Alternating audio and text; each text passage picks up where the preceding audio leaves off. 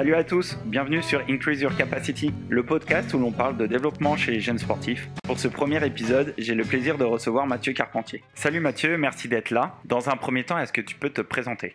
Salut tout le monde, alors moi c'est Mathieu Carpentier, je suis préparateur physique depuis maintenant 6 ans. Je suis sorti d'un cursus STAPS avec une licence en entraînement sportif et puis derrière un master en prépa physique et spécialisé autour de l'art et athlé. Et à la suite de ça, je travaille sur l'ancien CREPS de Voiron qui est maintenant Tremplin Sport Formation et je suis pas mal de jeunes sportifs de haut niveau, d'où la discussion d'aujourd'hui. Ok, et du coup, tu fais quoi avec le TSF ? Enfin, quel public tu as ? Alors, je suis principalement le pôle sport basket, donc ça concerne 12 garçons et 12 filles qui ont entre 12 et 14, presque 15 ans pour certains, en fonction de leur date de naissance. Le pôle France d'escalade, donc là, il y a un peu moins de jeunes, ça concerne un public plus adulte, mais en tout cas qui ont entre 17 et 25 ans. Et puis après, la deuxième grosse partie des missions que j'ai, alors là du coup ça concerne toutes les tranches d'âge, c'est sur des prises en charge de type réathlétisation, donc post-traumato ou post-opératoire, et puis des prises en charge liées au rééquilibrage postural, donc là plutôt avec des douleurs chroniques ou des blessures à répétition, voilà, ce genre de problématiques-là. Ok. Et par exemple, pour ceux que tu as au basket, tu en as beaucoup qui, quand arrivent, ont déjà des gros déséquilibres, par exemple ? Oui, alors effectivement, la formation actuelle du basket, donc dans le cursus qui les amène vers le haut niveau, font ils arrivent déjà au pôle espoir avec un volume d'entraînement qui est un petit peu important dans le sens où en plus de dans leur pratique en club, ils ont les sélections départementales qui rajoutent un petit peu de contenu et on se rend compte donc sur les tests de profilage qu'on fait un petit peu et en entrée mais tout au long de la saison aussi pour voir leur évolution que il y a quand même pas mal de petites lacunes en termes de mobilité, de souplesse, si je prends ces deux thématiques-là, principalement, mais aussi en termes de stabilité, d'alignement articulaire. Bref, ça reste, et d'autant plus chez les garçons, des jeunes sportifs qui sont encore en plein développement, en pleine construction, voire même déconstruction pour reconstruire, on en parlera sûrement tout à l'heure. Et c'est vrai que ça nous amène à nous questionner sur pas mal de choses et aussi comment organiser l'entraînement par rapport à ces problématiques-là. Ok. Et du coup, c'était un peu le sujet du podcast, parce que la dernière fois que tu es venu à la maison, tu m'en as parlé, c'était du DLTA, donc développement à long terme de l'athlète. Et je voulais que tu viennes là-dessus pour que ceux qui vont nous écouter déjà connaissent ça, et puis qu'ils puissent après derrière utiliser cet outil peut-être. Est-ce que tu peux nous en parler ? Ok. Bien sûr. Alors, juste avant d'en parler, je voudrais citer Quentin Hoth, qui est le préparateur physique du pôle de Lyon, avec qui on a bossé sur ce sujet-là depuis plusieurs années maintenant, et il a fait aussi un gros boulot par rapport à tout ça. Donc voilà, je voulais le citer avant d'en parler un peu, parce que c'est aussi grâce à lui qu'on a développé un peu ça. Du coup, le DLTA, donc effectivement en français, développement à long terme du jeune athlète, c'est un courant de formation et de développement multi-activités qui vient surtout des Nord-Américains et un petit peu de l'Océanie, en tout cas des Australiens et des Néo-Zélandais, sous la manière de concevoir l'entraînement chez les jeunes. Dans le sens où je trouve, même si en France ça commence un petit peu à évoluer par rapport à ça, on a été très vite, trop tôt, à mon avis, spécialisé dans une discipline sportive et qu'on entraînait nos jeunes sportifs pour devenir très vite performants dans une seule discipline. Sauf que malheureusement, ça amène à pas mal de problématiques dans le sens où on ne va développer que les facteurs de performance qui sont en lien avec l'activité, mais on va du coup squeezer ou en tout cas zapper pas mal de choses qui sont très importantes dans le développement. Et quand on parle de long terme, c'est surtout pour que nos jeunes sportifs arrivent au niveau de performance, mais qui perdurent dans le temps à ce niveau de performance-là. Et toutes les dernières études qui sont sorties un petit peu autour de ça montrent que malheureusement, si on se spécifie trop tôt dans une discipline, on a très peu de chances de finir une carrière sportive, en tout cas à très haut niveau, parce que beaucoup de blessures, parce que de la lassitude, parce que plein de facteurs qui font qu'à un moment donné, à l'âge adulte, on n'arrive plus à être aussi performant. Donc ça, c'est un petit peu la base du raisonnement. Et le deuxième aspect qui, pour moi, est presque aussi important, c'est que par rapport à cette notion de développement à long terme du jeune athlète, c'est qu'on se base plus sur l'âge chronologique, donc l'âge avec sa date de naissance et son année de naissance, mais on se base sur l'âge physiologique. C'est-à-dire que on ne va pas regarder, on sait qu'en moyenne, une fille a son pic de croissance environ à 11,8 années, un garçon environ à 13,8 années, et qu'on avait calé un petit peu nos périodes de développement par rapport à ces âges-là. Sauf qu'on se rend bien compte, et ça c'est pas nouveau, que chaque enfant, garçon comme fille, ne se développe pas à la même vitesse et au même moment. Et du coup, ce DLTA, il nous permet, grâce à des tableurs Excel ou des fichiers de calcul, d'estimer de manière assez précise où est-ce qu'ils en sont par rapport à leur pic de croissance. Donc en fait, on calcule leur âge physiologique et du coup, à quelle tranche d'année ou nombre de mois ou à peu près de semaines, ils se situent par rapport à ce pic-là. Parce qu'en fait, on se rend compte que avant le pic, il y a plein de choses qu'il faut développer, parce que si elles ne sont pas développées avant ce pic de croissance, elles vont être beaucoup plus compliquées à développer après son pic de croissance. Et que la deuxième chose, c'est que pendant ce pic de croissance-là, il y a un facteur traumatique, ou en tout cas de risque de blessure qui est très accru, parce que c'est là où mon corps, physiologiquement, est en train de plus se transformer, donc c'est déjà le premier point, et surtout que pendant cette période de pic de croissance, et je parlais un petit peu de ça tout à l'heure dans mon introduction, c'est qu'on déconstruit son schéma moteur. Donc ça veut dire que chez des enfants, et d'autant plus quand ce sont des grands gabarits, donc avec des grands segments, ils sont un petit peu perdus dans leur repère corporel et dans leur repère dans l'espace. Donc l'avantage d'avoir ces données-là d'âge physiologique et non chronologique, c'est qu'on arrive dans l'individualisation en tout cas, à être plus précis sur les périodes de développement et sur ce qu'on cherche à faire avec nos différents sportifs. Et là, encore une fois, je parle de n'importe quelle activité. Et puis pour finir, et puis je te laisserai la parole après, le troisième point qui me paraissait important sur ce DLTA, c'est de se dire que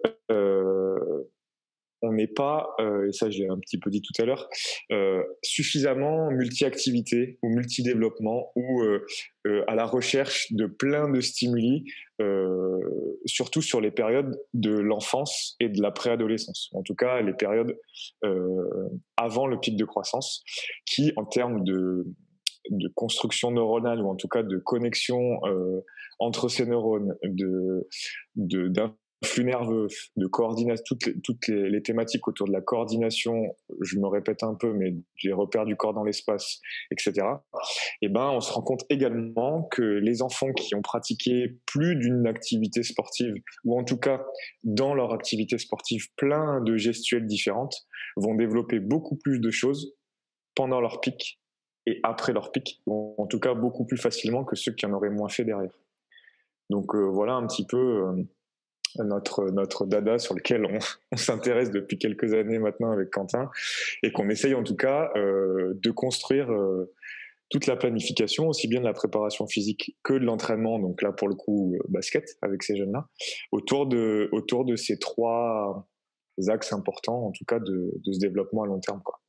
Ok.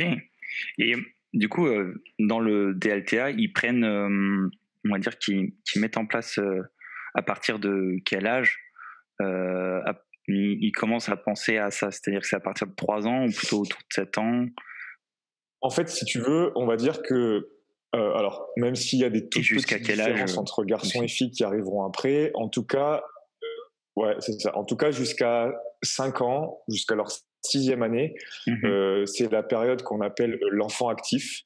Et que là, si tu veux, jusqu'à cette période-là, aussi bien à l'école que tout ce qu'il va faire pendant ses différentes activités sportives, en tout cas, c'est de le laisser assez libre dans ce qu'il fait.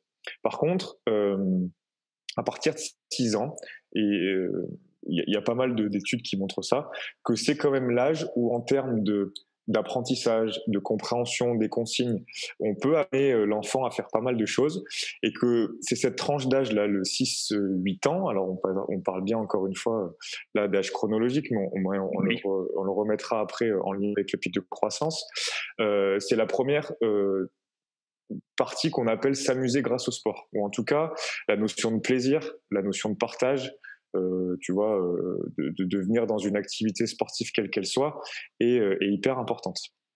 Donc ça, tu vois, je pense que tu me demandais à partir de quel âge.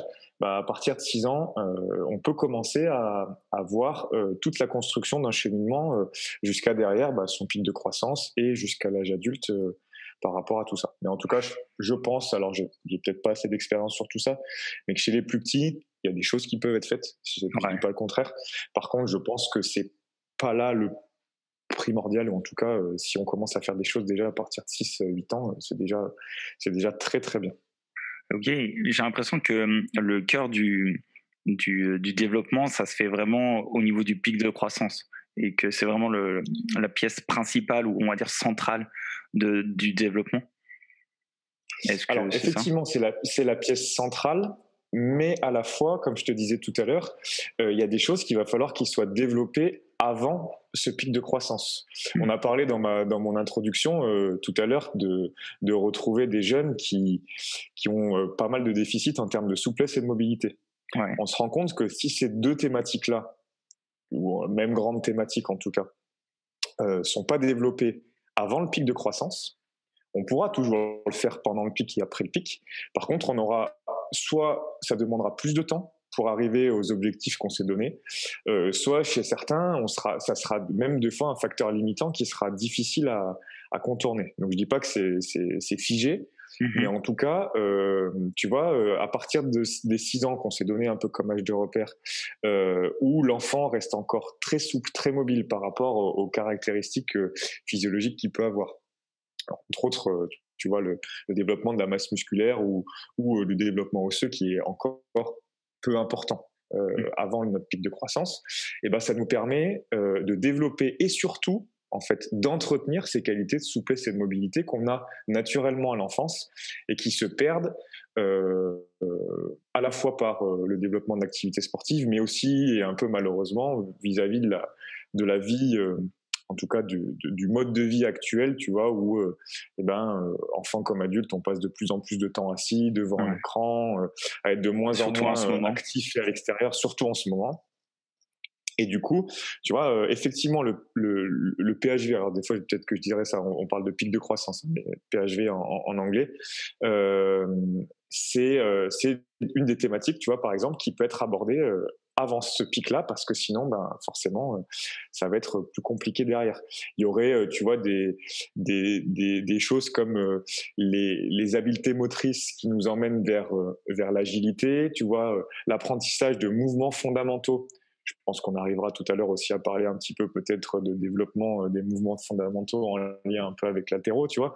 Mais c'est toutes ces thématiques-là, les premières bases de gainage et de stabilité articulaire qui doivent, j'ai même pas envie de dire qu'ils peuvent, mais qui doivent être abordées avant ce pic de croissance, parce que ça va nous amener à plein de choses positives pendant et derrière, ou en tout cas à la suite de ce pic-là, quoi. Donc, je sais pas si j'ai répondu un peu à ta question, mais en tout cas, effectivement, le pic de croissance, il est central, mais il y a plein de choses qui se passent autour, et surtout, il faut bien prendre en compte qu'il y a des choses qui se passent avant et qui sont assez importantes, quoi.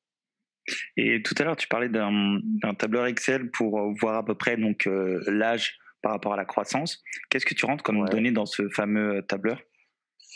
Alors nous, celui qu'on utilise, je pense qu'il en existe plusieurs. En tout cas, c'est des valeurs assez simples. C'est la date de naissance. Donc en fait, ça calcule le nombre de mois entre leur date de naissance et la date du test. Donc en fait, il y a une colonne à remplir avec la date de naissance, une colonne à remplir avec la date du test. Et ensuite, derrière, c'est uniquement des mesures anthropométriques. C'est-à-dire qu'on va peser la personne, donc La une taille, valeur en kilogrammes. On va le mesurer debout et on va le mesurer assis. Ce qui va permettre en fait d'estimer, dans le tableur le fait tout seul, mais d'estimer en fait la taille du buste et la taille des jambes. Ok. Donc on pourrait s'amuser à les allonger, tu vois, sur le dos et mesurer avec les pinillacs, mais c'est plus de les mettre sur un dossier bien redressé, de les mesurer debout bien redressé. Et à partir du moment où tu remplis toutes ces valeurs-là, donc tu as ta taille globale, ton poids, ta taille du tronc et taille des jambes, là il y a tout un... Alors je serais incapable de te dire les formules et tous les calculs qui se mettent en place, mais en fait si tu veux, ça permet d'estimer leur âge de pic de croissance, donc de manière assez précise. Et à partir du moment où tu as cet âge de pic de croissance, ça te calcule aussi la période par rapport à laquelle ils sont sur ce pic de croissance. Donc imaginons, je dis une bêtise, notre gamin, il a 12 ans, son pic de croissance, il est estimé à 13,4 années. Et bah, du coup, le tableau, il va te dire que tu es à moins 1,4 années par rapport à ton pic de croissance. Du coup, ça... donc, du coup, assez éloigné. Ouais. Voilà. Donc ça te donne cette fourchette-là, où est-ce que tu te trouves en négatif, donc avant, ou en positif après par rapport à ton pic de croissance. Et donc, nous, on s'est donné comme tranche, tu vois, de se dire que quand tu es entre moins 0,5 années et plus 0,5 années, donc entre moins 6 mois et plus 6 mois par rapport à ton pic de croissance, on est dans ce qu'on appelle, nous, la zone rouge, c'est-à-dire là où il y a le plus de transformations et physiologiques et musculaires et tous les facteurs, en tout cas, de croissance liés à ce pic de croissance. On est bien d'accord que quand on parle de pic de croissance, c'est le sommet de notre courbe. On a bien commencé ce que j'ai compris, à développer des choses avant. Ouais, voilà, c'est ça. C'est juste qu'on atteint à cette période-là les transformations qui se font le plus rapidement possible et en termes de, alors je sais pas si je peux dire de quantité, tu vois, mais en tout cas de gains de centimètres, de gains de masse musculaire, de transformation des filières énergétiques, c'est là où il se passe le plus de choses. Et c'est du coup là où il faut être aussi le plus attentif à ce qui se passe. Voilà un petit peu comment on utilise. Je pense qu'il y a peut-être d'autres moyens de le calculer. Mais en tout cas, voilà, nous, on s'est basé un peu sur les travaux et les dossiers que l'ASM Clermont, donc tu vois, le rugby, le club d'omnisport, utilise. Voilà, donc on avait pas mal échangé avec un ou deux qui travaillent là-bas, entre autres Quentin, justement, a des contacts avec eux là-bas, et ça nous a permis de nous donner une base sur le travail qu'on fait. Voilà. Et eux, du coup, vont encore plus loin parce que dans leur entraînement, tu vois, ils utilisent aussi les estimations de taille et où est-ce qu'ils se trouvent par rapport à leur taille finale, tu vois, et puis ils font même leur groupe maintenant, non plus par rapport aux catégories d'âge physiologique, mais des fois même aux catégories de pourcentage de taille finale, tu vois. Et en fait, du coup, tu te rends compte que des fois, tu as des gamins de 11 ans et de 14 ans qui s'entraînent ensemble parce qu'ils sont tous les deux à 70% de leur taille finale, quoi. Mais nous, c'est ce qu'on aimerait faire dans le basket, mais alors on ne s'est pas encore basé sur la taille, mais plutôt par rapport à ce pic de croissance, tu vois, de se dire, on a des fois des enfants à croissance accélérée, ou en tout cas tôt, par rapport à d'autres, qui s'entraînent des fois avec des jeunes qui sont en croissance tardive, et on peut avoir jusqu'à 2 années d'écart d'âge physiologique, alors qu'ils ont le même âge chronologique. Tu vois, donc ça pose pas mal de questions sur, en tout cas dans les sports co, sur les catégories d'âge. Dans d'autres disciplines, voilà, c'est ça, c'est peut-être différent, mais en tout cas, ça peut poser des questions sur la mise en place des catégories d'âge et comment tu vois, on gère ces catégories d'âge là, quoi. Et justement, j'allais rebondir sur ça rebondit à ma question qui allait venir, c'était dans le développement, ils estiment qu'il y a combien de tranches de croissance, on va dire, ou tranches de développement. Parce que nous, par exemple, je parle au basket, il y a les Benjamins, je parle encore en Benjamin, il y a les U9, U2, U11, U11, U13, U14. Si tu veux, en fait, alors, nous, en tout cas, sur les travaux sur lesquels on s'est basé, c'est de se dire que, tu vois, en fait, t'as des périodes, on va pas parler d'âge exact, mais tu as des périodes assez distinctes. Tu vois, tout à l'heure, je t'ai dit à peu près entre les 6-8 ans, c'est s'amuser grâce au sport, tu vois. Derrière, entre 8 et à peu près 11 ans, c'est nous la catégorie qu'on avait nommée apprendre à s'entraîner. Tu vois, donc tu vas commencer à faire un peu plus de choses liées à une ou plusieurs activités sportives. Une fois que tu vas te rapprocher de ton pic de croissance, donc là, je dirais, allez, 1 à 2 années avant et puis 1 à 2 années après, tu vois, c'est à peu près cette fourchette de 4 ans autour de ton pic de croissance. C'est ce qu'on avait nommé s'entraîner à s'entraîner. Donc tu vois, tu n'es plus dans l'apprentissage de l'entraînement, mais tu es déjà en train de développer pas mal de choses. Et une fois que tu as passé ton pic de croissance et que tu rentres, et là pour le coup plus spécifiquement dans une activité sportive, il y a s'entraîner à la compétition, qui pour les garçons, tu vois, peut aller pratiquement jusqu'à 18 ans. Et après, on avait nommé ça s'entraîner à gagner. Donc tu vois, vraiment aller vers la haute performance pour ceux qui y sont destinés. Tu vois, et en fait, on a plutôt ces tranches d'âge, enfin ces catégories-là, mais qui sont assez larges dans les tranches d'âge chronologique ou physiologique. Mais en tout cas, tu vois, on n'est pas fermé à se dire c'est les 11-13 ans qui doivent faire ça, c'est plutôt une période un petit peu plus large dans lesquelles voilà, on sait que on est dans ces thématiques-là et quelle qualité physique, si on parle de la préparation physique, quelle qualité physique on va chercher à développer. C'est un peu comme ça, mais des fois, tu as même des qualités physiques qui vont aller d'une catégorie à une autre, en tout cas qui sont transversales à plusieurs catégories. Mais on a essayé de construire un petit peu un schéma par rapport à ça, quoi. Ok. C'est marrant, dans les CrossFit Kids, ils ont plusieurs catégories, mais c'est aussi très large quand même les catégories. Et je me demande si justement, il faudrait peut-être qu'on découpe un peu plus et qu'on passe là-dessus sur pas des catégories d'âge, mais plutôt des catégories par rapport à leur pic de croissance. Et ouais, bah, en tout cas, Pardon, je te coupe, excuse-moi. Vas-y. J'allais dire, oui, je pense que tu vois, il faut pas non plus, à mon avis, c'est peut-être le raisonnement français, tu vois, je sais pas si c'est notre manière de voir les choses, mais de beaucoup vouloir cloisonner, tu vois, de se dire, voilà, on a ça, on fait ça. En fait, tu te rends compte, et tous les entraîneurs ou les coachs qui nous écoutent et qui entraînent des enfants, tu te rends bien compte que chaque enfant n'apprend pas du tout à la même vitesse. Ouais. Et c'est pas pour autant qu'ils arriveront pas au même niveau quelques années plus tard, tu vois. Et du coup, des fois, je trouve qu'on se limite à vouloir se dire, bah voilà, lui, il a 11 ans, il a pas encore, il n'arrive pas à faire ce geste technique, il n'a pas suffisamment développé telle chose. Oui, mais peut-être que lui, il a besoin d'1 ou 2 années de plus que celui qui a réussi, mais n'empêche que quand ils auront 16 ans tous les deux, eh ben, ils auront peut-être le même niveau de performance ou le même niveau de pratique, tu vois. Et je pense qu'il faut, effectivement, c'est intéressant de se dire, comme on l'a répété, mais il y a des choses à faire avant ton pic, pendant le pic, après le pic, mais il faut pas non plus se fermer les portes, tu vois, à vouloir se dire, voilà, telle catégorie doit avoir abouti à ça, quoi. Même si ça donne des objectifs, on est bien d'accord. Et tout à l'heure, tu parlais des mouvements, on va dire, fondamentaux avant le pic de croissance. Ouais. J'aimerais qu'on y revienne et que tu nous en parles un peu plus là-dessus. Alors, je t'ai parlé de notre premier dada qui est le DLTA. Notre deuxième dada, c'est les mouvements fondamentaux, ou en tout cas, on a nommé ça dans le sens où pour nous, en sortie de Pôle Espoir, donc je vous parlais tout à l'heure du Pôle Espoir, c'est donc pour le basket, c'est à peu près 14-15 ans chez les garçons et les filles, avant les centres de formation de l'INSEP.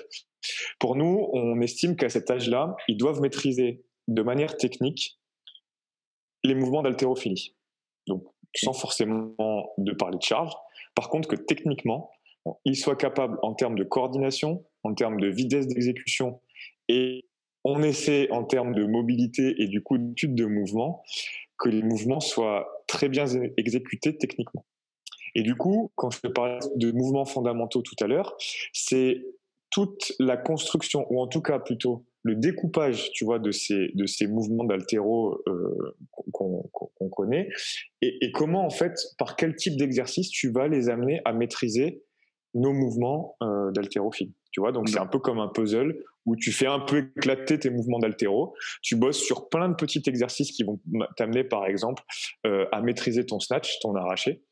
Ouais, arraché, épaulé jeté, pour ceux qui ne connaissent pas. Le soulevé de terre, squat, je suppose.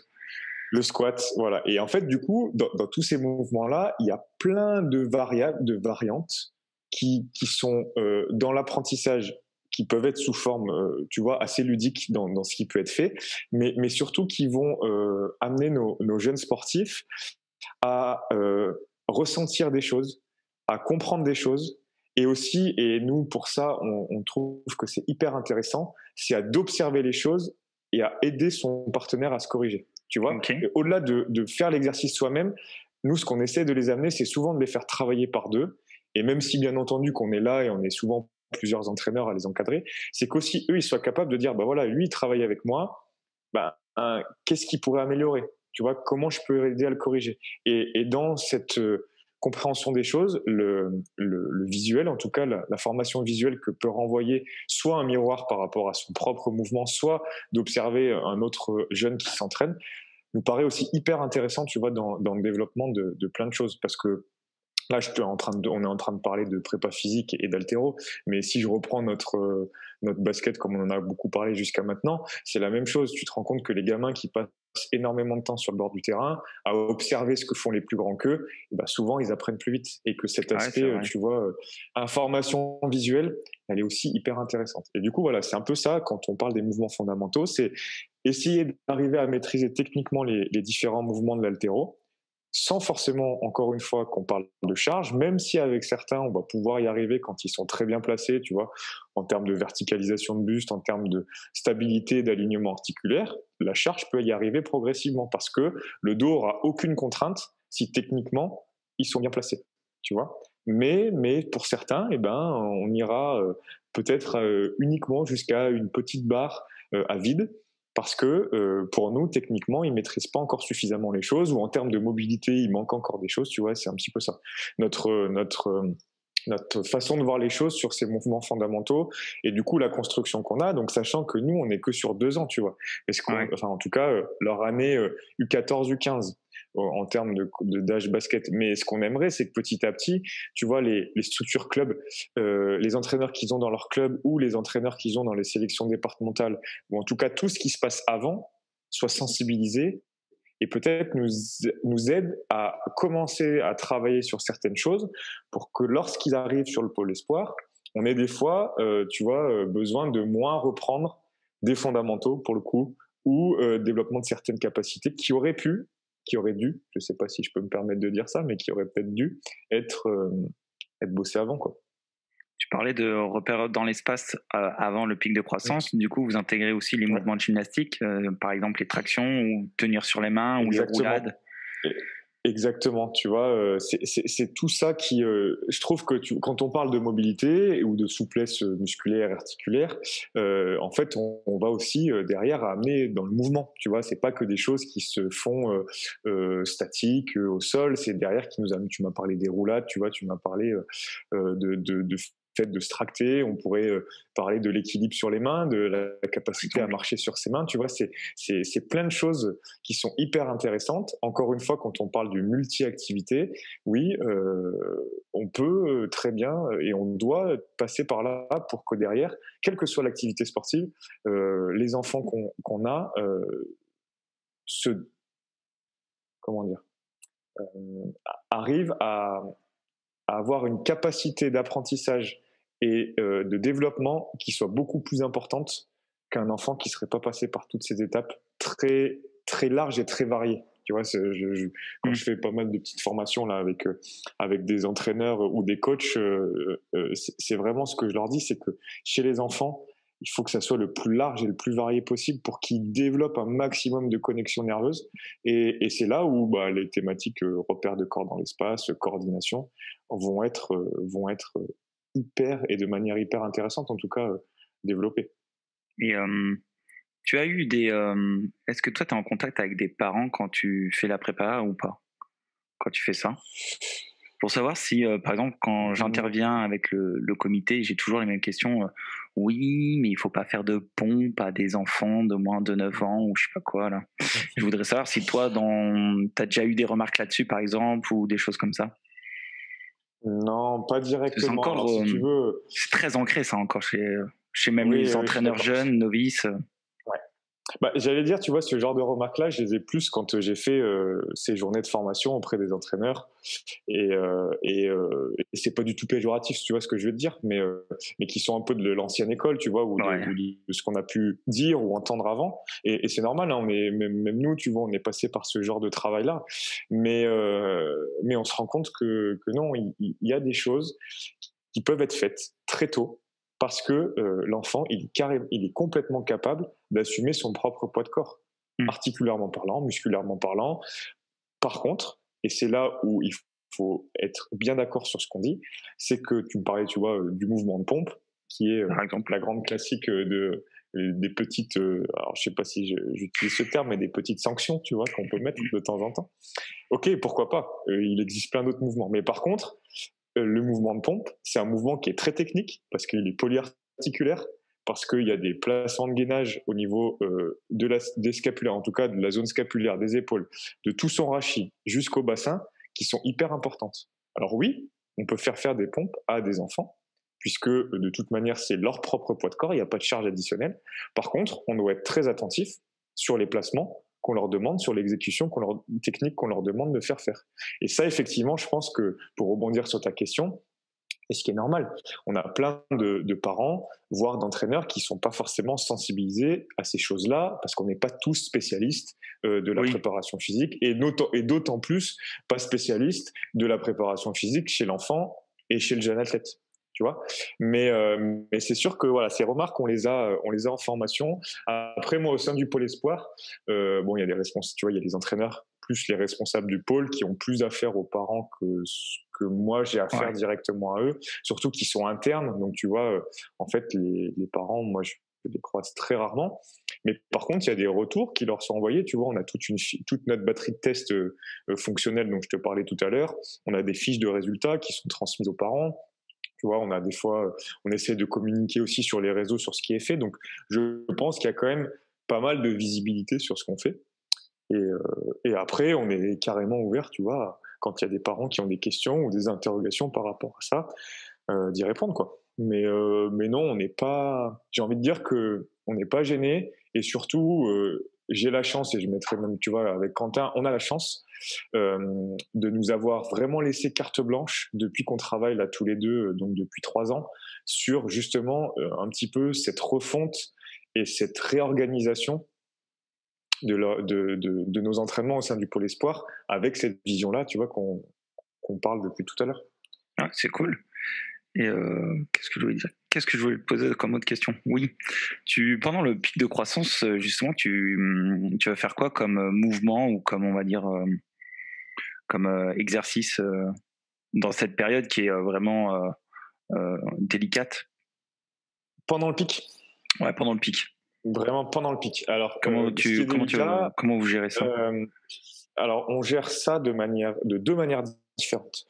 Si tu veux, j'en ai pas forcément tout de suite parlé tout à l'heure, mais on a mis en place un fonctionnement de code couleur, en fait, qui intègre à la fois ton âge physiologique, donc ta période Ouais, par rapport à ton pic de croissance. Tu sais, je te disais tout à l'heure, on est en zone rouge quand on est très proche du pic. oui, Nous, on a établi des zones oranges quand tu es avant ou déjà un peu après ton pic, et des zones vertes quand tu es bien avant ou bien après ton pic. ok, Donc tu vois, déjà, on a un premier code couleur un petit peu par rapport à ça.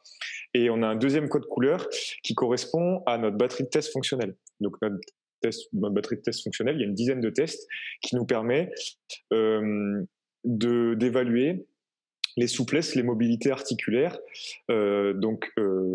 thoracique, mobilité thoracique, mobilité de hanche, mobilité de cheville, souplesse de la chaîne antérieure et de la chaîne postérieure, et des tests plutôt dynamiques sur les stabilités. Donc stabilité articulaire, pareil, au niveau de l'épaule, de la hanche, du genou et de la cheville. Et tous ces tests-là nous amènent à un résultat final qui nous donne aussi un code couleur, tu vois, en fonction de ton score sur cette batterie de tests-là. Et du coup, on joint nos deux codes couleurs. Le code couleur qui est en lien avec le PHV, avec le pic de croissance, le code couleur qui est en lien avec notre batterie de tests fonctionnels. Et par rapport à ça, c'est ce qui nous permet d'aménager leurs entraînements. ok, Je te dis quelque chose, donc le fait d'avoir scindé les deux, quelqu'un qui va être en zone rouge, donc ça veut dire souvent, parce qu'on a quand même majoré, on a fait un coefficient plus important en lien avec le pic de croissance que les résultats des tests. Donc, ça veut dire que souvent, ceux qui sont en rouge, c'est que déjà, en termes de pic de croissance, soit ils en sont très proches, soit ils sont vraiment dans le rouge. Ouais. Et qu'en plus de ça, s'ils sont dans le rouge, dans le résultat final, c'est qu'ils ont des tests fonctionnels qui sont pas hyper bons. Du coup, ces personnes-là, on va aménager la quantité d'entraînement. Donc, encore une fois, je parle beaucoup du basket, mais ça pourrait être pour n'importe quelle discipline. On va réduire un petit peu la quantité de basket qu'ils font par rapport à quelqu'un qui serait dans le vert et qui pourrait être à 100% des entraînements basket. Par contre, à partir de ça, on va lui rajouter des séances de travail individualisées en fonction de ses besoins. Donc, ça peut être des besoins de gains de souplesse, de mobilité, ça peut être des gains de stabilité. Tu vois, on a la chance d'avoir une kiné qui est sur place, donc on travaille aussi en lien avec elle. Nous on met en place des fiches de travail individualisées. Et du coup, c'est pas que, si tu veux, quelqu'un qui est dans le rouge va faire 50% de basket par rapport aux autres et puis rien, c'est qu'il va faire 50% de basket, mais par contre, les 50 autres pourcents qui lui sont aménagés, il va s'entraîner, mais de manière différente et surtout de manière individualisée. Donc, pour répondre à ta question, ceux qui sont vraiment dans le rouge, c'est ceux qu'on individualise le plus dans les contenus. Je peux pas te donner de grandes thématiques parce qu'en fait, ça dépend aussi des besoins. Mais en fait, c'est un ratio, c'est un pourcentage que tu fais par rapport ce que tu estimes. Et tu vois, ça tourne quand même beaucoup, et je me répète, mais beaucoup autour de la mobilité, de la souplesse, parce que pas suffisamment travaillé sur les années précédentes. Tu vois, quand ils arrivent déjà au Pôle Espoir. Et en plus de ça, les transformations physiologiques font qu'à un moment donné, il y a un développement de la masse osseuse, de la masse musculaire, des filières énergétiques anaérobies qui se mettent en place de plus en plus. Et donc, tu as inévitablement, par l'augmentation entre autres de la masse musculaire, un enraidissement ou en tout cas une diminution de la souplesse et de la mobilité qui se fait. Et du coup, si elle était déjà peu développée et qu'en plus on ne met pas en place des choses qui la développent ou qui l'entretiennent en tout cas, et ben en fait dans ce pic-là, c'est là où tu vois vraiment une diminution nette et marquée de ses qualités de souplesse et de ses qualités de mobilité. Et la deuxième souvent grande thématique, et on l'a aussi abordé plusieurs fois depuis tout à l'heure, c'est tout ce qui est les repères de son corps dans l'espace et les qualités de coordination. Parce que, pareil, tu as des segments qui grandissent très vite pour certains, des fois. Et donc, on s'en rend pas compte, on est tous passés à ces âges-là, et maintenant, quand on travaille avec des jeunes, on s'en rend pas forcément compte. Mais en fait, ils ressentent pas leur corps comme ils ont pu le ressentir avant, ou comme ils le ressentiront après quelques années d'entraînement supplémentaire, tu vois. Et qu'ils sont vraiment désorientés par rapport à tout ça. Donc souvent, la deuxième grande thématique qu'on met dans ces garçons, alors plutôt les garçons, je parle beaucoup des garçons parce que souvent les filles, en fait, au Pôle Espoir, nous, elles sont toutes après leur pic, vis-à-vis de la catégorie d'âge dans laquelle elles arrivent, tu vois. Mais par contre, souvent, les garçons, ils sont en plein dedans. Donc c'est majoritairement des garçons, mais de temps en temps aussi des filles, chez lesquelles on va travailler beaucoup mobilité, souplesse, alignement articulaire, et puis ses qualités de coordination. Voilà. Ok. Avant que je passe aux questions de fin là, il y a quelque chose que tu voulais dire ou aborder qu'on n'a pas abordé là pour l'instant. Toujours par rapport aux jeunes. Ouais, principalement jeunes. Ouais. Après, voilà, je pense qu'il y a une thématique qu'on n'a pas beaucoup abordée jusqu'à maintenant, mais qui nous paraît aussi hyper importante. Vas-y. C'est le lien avec les capacités aérobies. En tout cas, l'endurance fondamentale, jusqu'au développement des capacités, on va pas dire des capacités, mais en tout cas dans le développement de cette endurance, sortir des capacités, des filières, mais d'aller aussi derrière vers les puissances, tu vois, puissance maximale d'aérobie ou anaérobie, peu importe, même si on en discute beaucoup tous les deux, on sait que cette vision sur les filières change un petit peu, mais en tout cas, c'est de se dire que à un moment donné, tout à l'heure, je t'ai abordé la tranche d'âge, là, apprendre à s'entraîner, tu vois, ou s'entraîner à s'entraîner. Et ben, c'est dans ces zones-là, donc souvent avant le pic de croissance, où les qualités d'endurance fondamentale, de capacité aérobie, sont hyper importantes à développer parce qu'on parlait de développement à long terme de notre jeune athlète.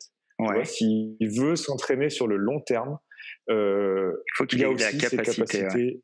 Alors c'est pas ses capacités. Ouais. En tout cas, la capacité aérobie, mais en tout cas les performances en lien avec l'endurance, qui sont aussi hyper importantes à maintenir et à développer. Enfin, en tout cas, à développer et à maintenir et à entretenir derrière. Tu vois.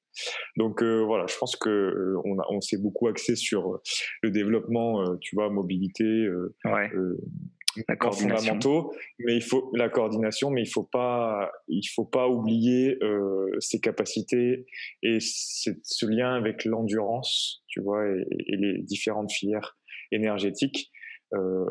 Parce que c'est important. Et encore une fois, le pic de croissance est déterminant par rapport à ça. Parce que tu vois, si je conclue un petit peu sur notre pic de croissance, on sait qu'avant le pic de croissance, les filières anaérobies sont très peu, voire quasi inexistantes, en tout cas dans leur fonctionnement.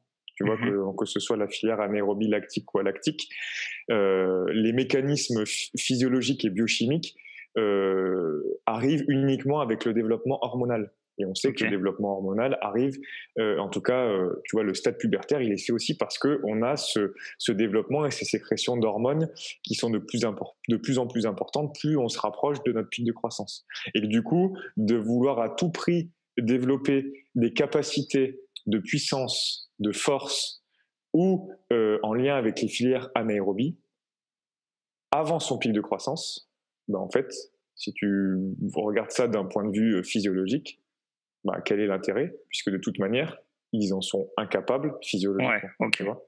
Donc voilà, c'était un peu pour rebondir sur tout ça et sur ce pic de croissance, et de se dire aussi qu'on a des mécanismes physiologiques en lien avec notre pic de croissance, et que du coup, il y a des choses qu'on peut faire avant, il y a des choses qu'on ne peut, en tout cas, qui ne sont pas forcément susceptibles d'être faites avant, parce que de toute manière, ça ne développera pas grand-chose, quoi. Voilà, si je peux conclure un petit peu sur cette autre thématique. Je voulais dire aussi que pour ceux qui nous écoutent, via alors ça sera pas en lien sur le YouTube, ça sera en lien sur le blog du site internet. Je mettrai un document sur le DLTA sous format PDF pour que les gens puissent cliquer dessus et s'ils veulent avoir plus d'informations, qu'ils puissent avoir accès à ça. Alors il y a pas mal, j'ai vu de documents par rapport aux disciplines, par exemple il y a le DLTA dans le rugby, dans le basket. J'ai essayé d'en trouver un qui est un peu plus général, on va dire, pour que tout le monde puisse y aller. Donc n'hésitez pas à aller sur le site internet, je mettrai un lien et vous allez sur le blog du podcast, sur le lien de l'article du podcast, et vous aurez ça. Donc les petites questions un peu rapides. Je voulais savoir, est-ce que tu as un livre à conseiller ou une chaîne YouTube ou Insta à suivre? Alors, j'y ai réfléchi quand tu m'as posé cette question un petit peu à l'avance. Pour tout te dire, j'ai lu pas mal de petits bouquins. Surtout, j'utilise beaucoup l'internet et les réseaux pour trouver pas mal d'infos, etc. Mais il y a une personne que je suis beaucoup en ce moment et je trouve qu'il poste beaucoup de choses intéressantes. Alors, je ne sais pas si tu connais, je ne veux pas mordre son nom en tout cas. Il s'appelle Romain Kachvanenda, pardon. Donc qui est sur Strasbourg. Luxembourg. Ah non, Strasbourg. Ouais, c'est ça, et Luxembourg, ouais. En tout cas, je crois que de base, il est d'Alsace. Et du coup, donc son site internet, ou en tout cas sur les réseaux, c'est RK Performance ou RK Sport Performance. Ouais, voilà. Et je trouve que les articles qu'il publie, les recherches qu'ils font, alors il a deux autres acolytes là où ils ont monté une structure, je crois que ça s'appelle Labo Posturo, quelque chose comme ça, qui s'intéresse à beaucoup de thématiques autour de des neurosciences et de la performance, et puis même de manière globale, tu vois, sur la préparation physique, sur la réathlétisation, et alors il publie peut-être un peu moins de choses chez les jeunes, mais en tout cas il y a quand même beaucoup de contenus qu'ils partagent, et je trouve qu'ils sont hyper intéressants et hyper pertinents, quoi. Voilà, donc c'est pas un livre, c'est pas forcément. Alors si, c'est peut-être une chaîne YouTube, ou en tout cas son site. Mais voilà, c'est quand même à suivre parce qu'en tout cas moi je trouve beaucoup de choses intéressantes sur ce qu'il partage. Ok. Une personne que tu aimerais écouter dans le podcast prochainement? Alors non, on va peut-être pas parler de lui parce que je sais qu'il fait pas mal de podcasts et qu'il a déjà je crois qu'il a même une chaîne de podcasts. Euh, Bonne question. J'ai peut-être pas un nom de l'intervenant, tu vois, en tête. Mais tu vois, s'il y a quelqu'un de francophone, alors même si des podcasts en anglais, ça s'écoute, mais quelqu'un de francophone, tu vois, sur le Canada, par exemple, Ouais. qui bosse beaucoup justement sur ces thématiques du DLTA, parce que je sais que ça vient quand même beaucoup de là-bas. Et tu vois, ou en tout cas qui ont mené beaucoup de recherches chez l'enfant. On a parlé tout à l'heure, même tu vois, chez les CrossFit Kids ou des choses comme ça. Donc j'ai pas de nom en tête qui me vient parce que j'ai pas suffisamment fait de recherches pour connaître les personnes par rapport à ça. Mais tu vois, quelqu'un qui a peut-être un retour d'expérience plus long que ce que je peux avoir ou ce qu'on peut avoir nous sur le boulot qu'on mène, et tu vois voilà, d'avoir des informations un peu supplémentaires, tu vois, ou des retours d'expérience par rapport à ça. Ok, bah je ferai mes recherches pour avoir ça du coup. Et avant-dernière question, est-ce que tu as une exo ou une séance que toi tu aimes bien pratiquer? Alors, à titre personnel ou Ouais, à personnel. faire chez les jeunes? On va dire Personnel. personnel et après, si tu veux, chez les jeunes. Euh, à titre personnel, et c'est peut-être par rapport aux problématiques que j'ai pu avoir via mon passé sportif et surtout traumato. Mais je me rends compte, alors c'est peut-être pas un seul exercice, tu vois, dont je vais te parler, mais quand on a beaucoup parlé de mobilité articulaire, tu vois, et je sais que moi j'ai beaucoup de contraintes au niveau des chevilles liées au basket et au traumato Basket, sur les ouais, chevilles, forcément. euh, et pas mal de difficultés à développer les mobilités de cheville, donc en flexion dorsale, qui sont souvent limitantes sur l'haltéro et sur le squat. Il y a plein de choses qui sont faites, tu vois, sur la mobilité articulaire, donc les exercices avec du mouvement, les automassages, tu vois, qui ont aussi un vrai rôle, qui peuvent être joués sur ça. Mais je me suis rendu compte qu'au-delà de ça, euh, ce qui est souvent et très souvent limitant, c'est de mettre toute la chaîne sous tension. Donc je m'explique. En gros, tu vois, moi je me focalisais beaucoup sur ma cheville, euh, mais j'ai senti plus de progrès en mettant en contrainte, si tu veux, donc la voûte plantaire, le triceps sural, donc les muscles des mollets sous tension, mais en ajoutant dans le mouvement ou dans la posture que je vais adopter une tension complète sur la chaîne postérieure. Tu vois, Ok. donc je sais pas si je suis assez explicite dans ce que je dis, mais c'est des fois de se dire que oui, on veut avoir un gain de mobilité sur une articulation concernée, mais il ne faut surtout pas oublier les chaînes musculaires qui sont hyper intéressantes dans le développement, tu vois, d'une mobilité, d'une articulation donnée, tu vois, et de pas forcément se focaliser que sur les groupes musculaires concernés par l'articulation, mais de voir plus loin sur la chaîne, sur les chaînes fonctionnelles, tu vois, ça c'est aussi un autre truc sur lequel je trouve que, aussi bien en termes de performance, dans le développement, tu vois, de la performance que dans le gain des mobilités, c'est quand même quelque chose qui est vraiment intéressant. Donc voilà, à titre personnel, c'est un petit peu ça. Et après, chez les jeunes, on va dire que j'aime beaucoup mettre des exercices à l'échauffement qui sont un peu polyarticulaires, tu vois, et qui les amènent à mettre des mouvements avec beaucoup d'amplitude. Je prends un exemple tout bête, tu vois, mais de leur faire un deck squat, donc une roulade d'arrière sur laquelle, une demi-roulade arrière, tu vas rester sur le dos, sur laquelle tu vas faire ta roulade avant pour arriver sur ton mouvement de squat complet. Ok. Déjà, ça t'amène à beaucoup de travail sur ton équilibre, sur le transfert de ton centre de gravité. Une fois que tu es arrivé sur tes deux pieds, tu peux aller jusqu'à l'extension complète, donc tu vois, de partir d'un squat complet à te relever. Tu peux l'enchaîner très bien avec des exercices derrière qui vont de l'ordre de, tu sais, des inchworms, tu vois, de marcher Ouais. avec tes mains. Et surtout, ce que je trouve intéressant dans ce deck squat, c'est que derrière, tu peux le passer en unilatéral. Donc la capacité à la suite de sa roulade arrière de remonter uniquement sur un seul appui. Et tu te rends Ok. compte que chez les garçons comme filles qui sont mobiles et qui ont un alignement articulaire qui est respecté, et pas forcément une masse musculaire qui est hyper développée, eh ben ils vont y arriver facilement. Ceux par contre qui sont en grosse restriction de mobilité de hanche et de cheville, ou qui ont des alignements articulaires, aussi bien en bipodal qu'en unipodal, qui ont des alignements articulaires sur le membre inf qui sont pas respectés, ils n'arrivent pas à faire cet exercice-là. En tout cas, ils ont du mal à faire cet exercice-là. Donc, tu vois, de passer par des phases assistées avec un partenaire qui t'aide ou avec un élastique, tu vois, il y a plein de moyens. Ouais. Mais je trouve que c'est ce genre de petits exercices-là qui sont très faciles parce que pas besoin de matos ou très peu à mettre en place à l'échauffement et qui très rapidement développent beaucoup de choses. Et tu vois, l'avantage, souvent, dans toutes les formations, on nous dit, oui, mais vous comprenez, on n'a pas le temps de faire, enfin, on nous apprend qu'il faut faire ça, ça, ça, ici et ça. Et nous, sauf qu'on voit les gamins qu'une heure.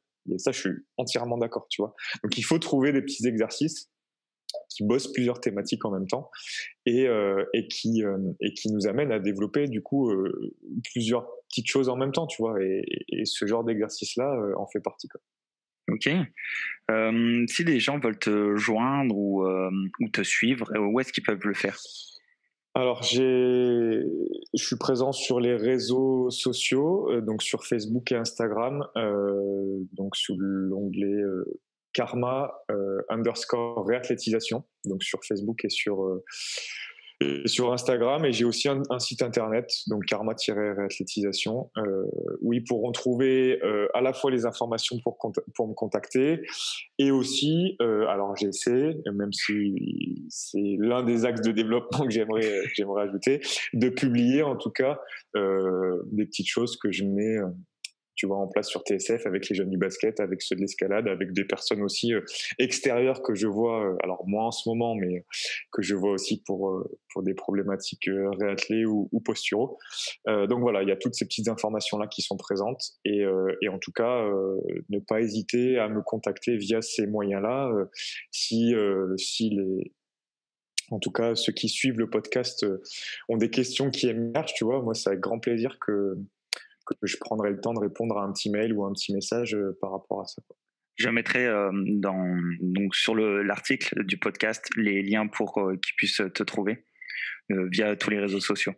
Donc voilà. Ouais. Écoute Matt, je te remercie beaucoup pour tout ça. Ça me fait vraiment super plaisir de partager ce moment-là avec toi. Et puis bah du coup, j'espère à bientôt. Peut-être qu'on parlera sur d'autres sujets encore. On ne sait pas quoi. En tout cas, je te remercie beaucoup. Et ben, merci aussi à toi, Sidney, pour l'invitation. C'était très intéressant. Et puis, tu vois, ça me fait plaisir de voir qu'il y a de plus en plus de monde qui s'intéresse à ces thématiques-là, donc tant mieux. Et puis, oui, carrément, avec grand plaisir de rééchanger sur d'autres sujets, sur de podcasts futurs. Avec plaisir. C'est la fin de cette interview. Merci à tous de l'avoir suivi. Je vous donne rendez-vous prochainement pour de nouveaux épisodes. À bientôt.